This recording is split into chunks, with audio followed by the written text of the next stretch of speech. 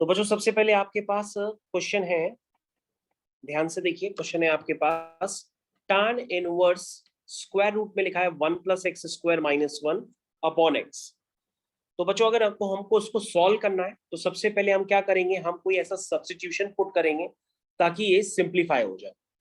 तो बच्चों अगर आप tan इनवर्स है तो अगर आप इसमें x की जगह tan थीटा पुट करेंगे, और थीटा का मतलब हुआ tan इनवर्स x। अगर x tan थीटा है तो that means theta is tan inverse x। तो बच्चों आप उसको सिंप्लीफाई करना है, ये स्क्वायर रूट में बन जाएगा 1 + tan square theta -1 divided by x की जगह है tan थीटा। तो बच्चों मैंने इसको सिंप्लीफाई करना स्टार्ट कर दिया है।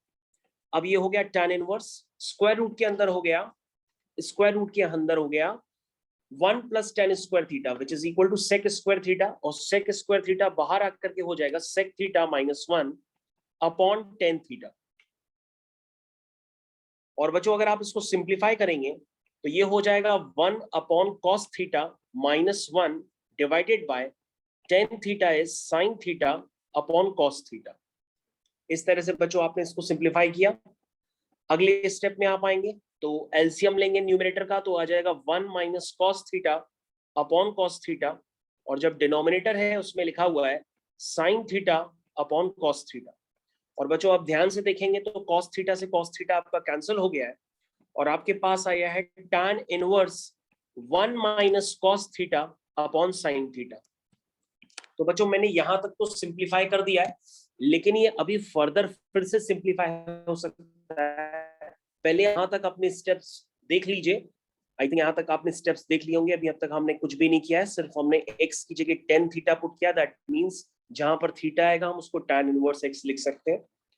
तो बच्चों आप सभी लोग जानते हैं कि tan इनवर्स tan थीटा आप थीटा लिख सकते हैं, लेकिन अंदर का फॉर्म अभी tan थीटा नहीं बन के आया है।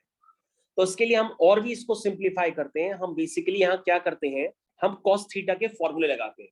तो बच्चों जब आप क्लास 11th में थे तो आपको फॉर्मूले बताए जाते थे कि cos 2 थीटा होता है 2 cos स्क्वायर थीटा -1, और एक फॉर्मूला होता है 1 - 2 sin स्क्वायर थीटा। और बच्चों जो बेसिकली cos थीटा होता है वो होता है 2 cos स्क्वायर थीटा बाई 2 -1, या 1 - 2 sin स्क्वायर थीटा बाई 2। बच्चों ये हाफ द एंगल का फॉर्मूला का कंसेप्ट होता है।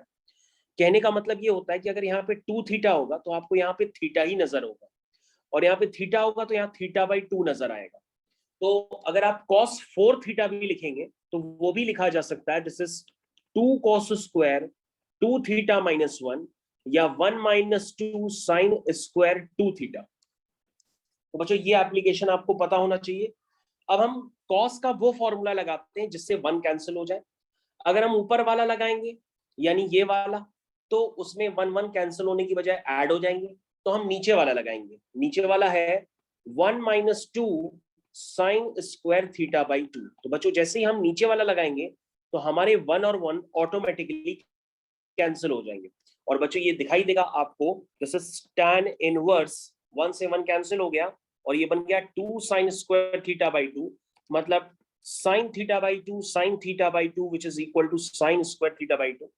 और बच्चों आप देख सकते हैं नीचे sin थीटा है, sin थीटा को आप लिखते हैं 2 sin theta by 2 cos theta by 2। और बच्चों ये फॉर्मूला आप काफी समय से पढ़ रहे हैं, आपको ये पहले ही रिकॉल होगा कि sin 2 थीटा क्या होता है, वो होता है 2 sin थीटा cos थीटा। और अगर आप sin थीटा लिखना चाहें तो वो हो जाएगा 2 sin theta by 2 cos theta by 2। तो आई थिंक बच्चों यहां तक आपको समझ में आ गया होगा। अब आपके टर्म्स यहाँ पे कैंसिल आउट होंगे, 2 से 2 कैंसिल, ये सारे टर्म्स कैंसिल हो जाएंगे। और बच्चों अगर आप ध्यान से देखेंगे तो यहाँ पे क्वेश्चन आपका फिनिश हो जाएगा। कैसे फिनिश होगा, क्योंकि tan इनवर्स के अंदर बन जाएगा tan थीटा बाई 2, और ये रिजल्ट हो जाएगा डायरेक्टली थीटा बाई 2। और थीटा बच्चों क्या है, थीटा आपका है tan इनवर्स x।